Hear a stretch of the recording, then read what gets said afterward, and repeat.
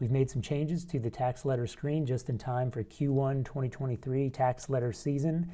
And if you're watching this before January 11th, 2023, and you want like a longer tour of the tax letter, we do have a webinar coming up. I suppose if you're watching this after that date, there is a recording out there floating around there somewhere, a full webinar tour of the tax letter. I'm just here to show you the changes we've made that are effective as of today of the look and feel, the user interface for the tax letter.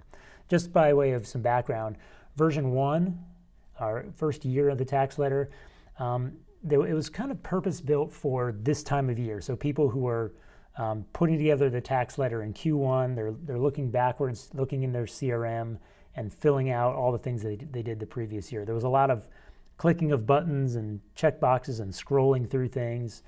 And it worked well. It was a quick way to put the tax letters together. What we found was it was not as well put together for someone who is trying to record reportable events throughout the year. So you do that Roth conversion in June, and you want to record it in Holistiplan in June, so it's waiting for you in Q1 the next year.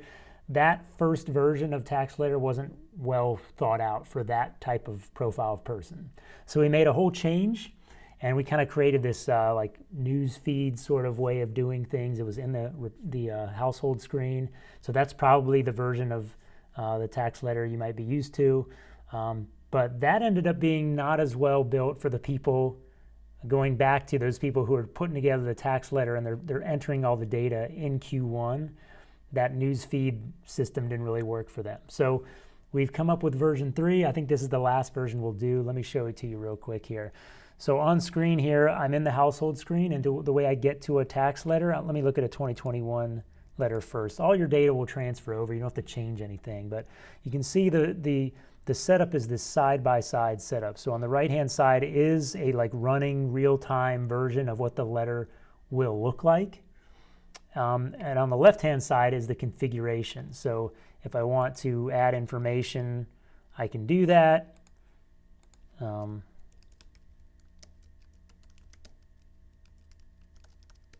And then you can see I just added a thing and then it got added on the right-hand side.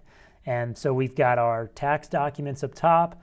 We've got any sections like reportable transactions are in the middle. Here I've got Roth conversions and 60-day rollovers. If I don't want to add sections, there's like this bullpen of content you can add to the letter. You can click down there. And of course, just like last year, there's a way to create your own custom types of sections. And then cost basis is there at the bottom. I'm able to, if I want to reorder the sections, I can drag and drop them up and down. And so that's roughly it. If I want to look at the letter, not side by side, but actually zoom in on it and just see like a presentation mode of it, I can click preview here and there's the letter, just it by itself. If I want to go ahead and print, there it is.